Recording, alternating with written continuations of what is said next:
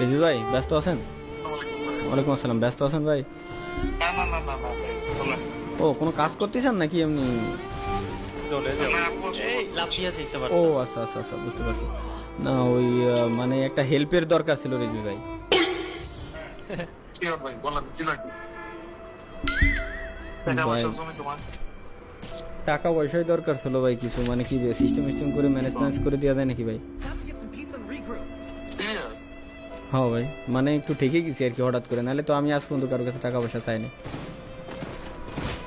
মানে বিপদের লেগে নাকি অন্য কিছু? না বিপদের জন্য, বিপদের জন্য। কি বলেন? আপাতত 1,47,000 মতো টাকা লাগতো, মানে শর্ট আছে আর কি। মানে অনেক বড় মন তো। হ্যাঁ হ্যাঁ হ্যাঁ, এর জন্যই তো বললাম। কি হয়েছে কি ভাই? ভাই আপনি কি বাসায় নাকি? হ্যাঁ, ইমার্জেন্সি এখনই লাগবে? লাগতো ভাই, যদি হইতো তো। আচ্ছা দেন আপনি, কি দেন ইনফরমেশন দেন আপনি।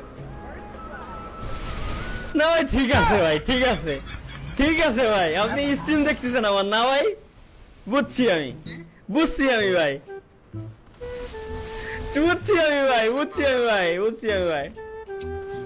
হ্যাঁ, ভাই রে, আরে ভাই প্রাঙ্ক করতেছিলাম ভাই, অডিয়েন্সের রিকোয়েস্ট আসছে যে রিজু ভাইয়ের সাথে প্রাঙ্ক করেন, রিজু ভাইয়ের সাথে প্রাঙ্ক করেন। এখন কি নিয়ে প্রাঙ্ক করব, কি নিয়ে প্রাঙ্ক করবো এটা ভাবতেছিলাম। এখন সবার কথা হচ্ছে কি, মানে কেমন ভাই ব্রাদার আমার দেখি যে আমি বিপদে পড়ছি, টাকা পয়সা চাইলে টাকা পয়সা দেয় কিনা, এটি হচ্ছে মেন ভাই ব্রাদারের কাহিনী।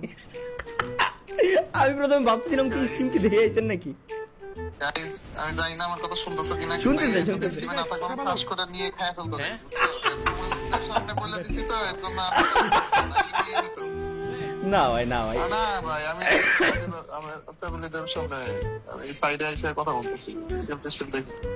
ও আচ্ছা আচ্ছা, না ভাই ঠিক আছে ভাই, থ্যাংক ইউ ভাই, থ্যাংক ইউ ভাই। কেন